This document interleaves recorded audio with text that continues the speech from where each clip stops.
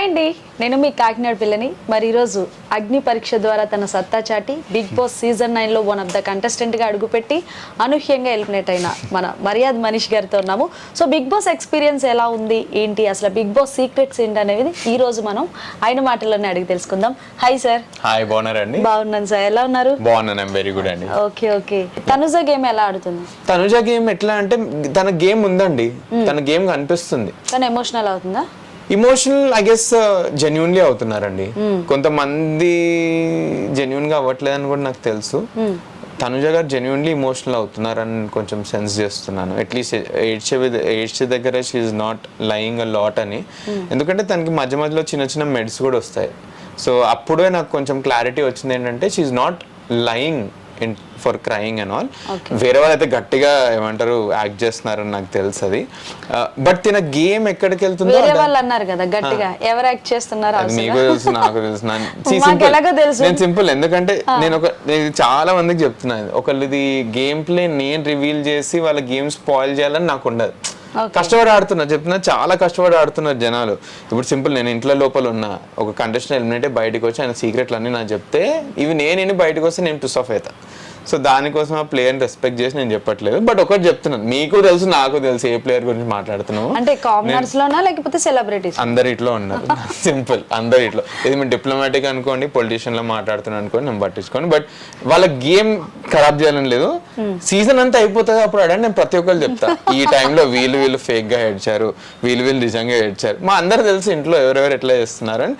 మీరు అందరు కరెక్ట్ వాళ్ళనే రికగ్నైజ్ చేస్తున్నారు. సో నా నుంచి పేర్లు తెప్పియాలనుకో. Okay okay. ఇప్పుడున్న కంటెస్టెంట్స్ లో 5 ఎవరు ఉండొచ్చు?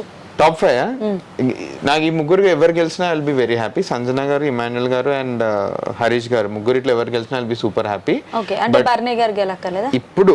ఎందుకంటే నాకు బర్నీ గారు గేమ్ నచ్చట్లేదు కదా. నచ్చట్లేదు అంటే ఎందుకు నచ్చట్లా అంటే సింపుల్ కదా, ఇప్పుడు ఇద్దరం సేమ్ ప్లేయర్స్ ఉన్నాం, ఇద్దరు టగ్ ఆఫ్ వార్ ఇస్తున్నాం. బర్నీ గారు నేను నంబర్ 1 పెట్టిన, బట్ లాస్ట్ కూడా చెప్తాను, నేను చెప్తాను ఏంటంటే కొన్ని నచ్చట్లేదు, ఆమె నచ్చలేదు. అంటే లైక్ మీరు గెలుస్తున్నారు కానీ ఎలా గెలుస్తున్నారు అనేది ఇంపార్టెంట్ కదా. ఎలా గెలుస్తున్నారు అనేది నాకు బర్నీ గారిలో నచ్చట్లేదు. బట్ ఏం గేమ్ ఆడుతున్నారండి బర్నీ గారు. ఈ 3 కదా, ఈ 3లో ఎవరు గెలిచినా నాకు పర్లేదు. But a very tough competition is Bharani గారు. అగ్ని పరీక్ష ద్వారా దివ్య గారిని సెలెక్ట్ చేశారు హౌస్ మేట్స్. కరెక్ట్ డెసిషన్ తీసుకున్నారా? 100% correct. Okay, without any thinking నేను చెప్తున్నాను. చూసారా, దివ్య గారు ఇస్ వెరీ ఇంటెలిజెంట్. తనకి ఎలా మాట్లాడాలో తెలుసు. ఇప్పుడు సింపుల్ అండి, బిగ్ బాస్ షో ఎలా అంటే మీకు కోపం ఇక్కడ వరకు తీసుకెళ్తుంది. ఆ కోపంలో ఎట్లా రియాక్ట్ అవుతారు, మీరు టంగ్ స్లిప్ అవుతారా లేదా. దివ్య గారు at young age has that sense of maturity. That is why నాకు చాలా హోప్స్ ఉన్నాయి దివ్య గారి మీద. ఓకే, టాప్ 5 ఎవరో చెప్పేస్తే ఇప్పుడు చెప్పాను ఏమంటారు, సంజన, ఇమాన్యుయల్, హరీష్ గారు, బర్నీ గారు. ఫిఫ్త్ ఆల్వేస్ వైల్డ్ కార్డ్ అండి. యాజ్ ఆఫ్ నో అయితే నేను తనుజ గారు అనుకుంటున్నాను. ఓకే, విన్నర్ ఎవరైతే బాగుంటది మీ మనసులో? చెప్పండి, ఏమంటారు? ముగ్గురులో, వీళ్ళ ముగ్గురులో ఫస్ట్ ఆప్షన్ ఎవరికి ఇస్తారు? అంటే ముగ్గురికి మనం కప్పు ఇవ్వం కదా. సంజన గారు గెలిస్తే ఐల్ బి హ్యాపీ అండి. ఎందుకంటే she's going through so much, నాకు తెలుసు. అదన్నీ it has to pay out నాకు అనిపిస్తుంది. ఇట్ విల్ పే అవుట్ కూడా అనిపిస్తుంది. గేమ్ ఎంత బాగా ఆడుతున్నారండి, అంత బాగా ఆడుతున్నారు అసలుకి. అండ్ చెప్పాను కదా, స్టేజ్ మీద ఎంత ఇమోషనల్ అయ్యానో ఒక పెద్ద సీక్రెట్ చెప్పేసాను పాపం తన గురించి. లైక్ మార్నింగ్ ఇంత నెగటివిటీ తీసుకుంటుంది కదా తను, అందరు అరుపులు విని ఇవన్నీ రాత్రి గుర్తొచ్చి అప్పుడప్పుడు షీ క్రైస్. ఒక రోజు రాత్రి మేము ఇద్దరం కూర్చొని 2 గంటలు మాట్లాడాము అసలుకి. అప్పుడు అర్థమైంది లైక్ అందరం గేమే చూస్తున్నాం, అసలుకి యాంగిల్ చూడట్లేదు తంది అసలుకి. Which is a very young mom also. So ఇవన్నీ రాత్రి ఇట్లా ఎమోషన్స్ బాయిల్ అప్ అవుతాయి. I want all of those to pay of. తనకి గేమ్ బాగుంది, ఫిజికల్ టాస్క్ బాగున్నాయి, మెంటల్ ఎనర్జీ బాగుంది. ఐ ఫీల్ అండ్ ఒక ఇమోషనల్ ఉంది తనకి, ఒక యాంగిల్ ఉంది.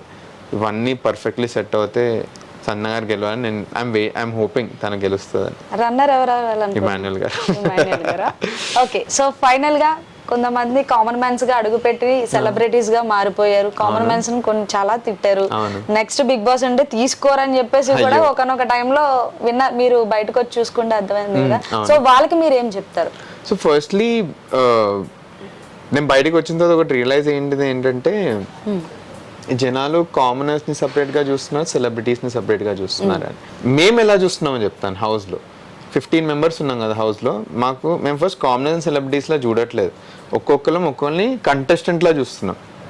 అంటే ఒక గేమ్ ఆడితే మన ప్లేయర్ ఉంటారుగా, ఆ ప్లేయర్ని ఎలా ట్రీట్ చేయాలో అలా ట్రీట్ చేస్తున్నాం గేమ్లో. గేమే టెలికాస్ట్ అవుతుంది మీకు.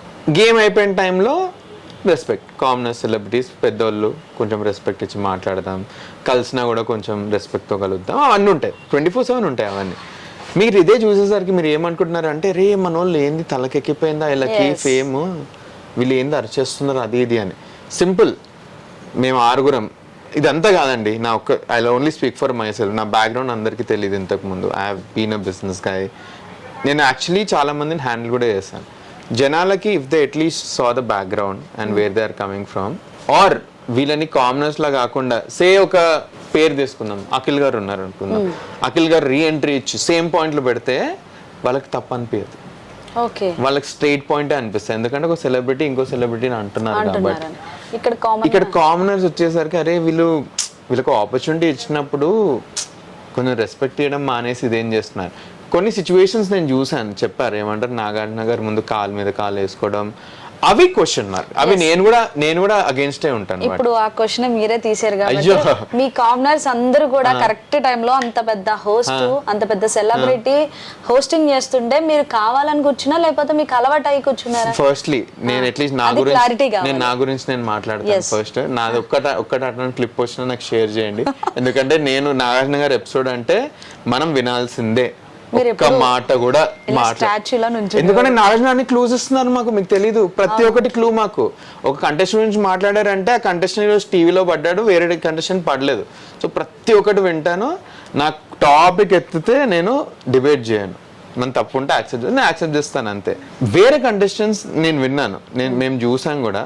మాకు ఆన్ ద ఫ్లోర్ మాకు నచ్చింది చెప్తాను నేను. ఆన్ ద ఫ్లోర్ లో మాకు నచ్చింది ఏంటంటే అవసరం లేకపోయినా చేసి మాట్లాడుతున్నారు. అది ఎందుకు మాట్లాడతారో కూడా చెప్తాను నేను. మాకు ఒక సెన్స్ ఆఫ్ క్లారిటీ ఉంది లోపల. ఏంటంటే Monday episode, Saturday episode highest viewer episode. దానికోసమే ఈరోజు మాట్లాడాలి మనం. మనకి పాయింట్ లేకుండా మాట్లాడాలన్నది ఎగ్జాక్ట్లీ. సో కావాలని చేయలేపుతారు, అది మాకు నచ్చకపోతుండే. నీకు పాయింట్ ఉండి లేపితే ఉంది కానీ పాయింట్ లేకుండా లేపేస్తుండే. మేము అది క్వశ్చన్ చేసాం. బయటకు వచ్చిన తర్వాత నువ్వు చూసింది ఏంటంటే అరే కొంతమంది కాలు మీద కాలు కూడా వేసుకుంటున్నారని. దీంట్లో 2 సిచ్యువేషన్స్ చెప్తానండి. ఫస్ట్ సిచ్యువేషన్ ఏంటంటే మేము పొద్దున 5:30కి లేస్తాం.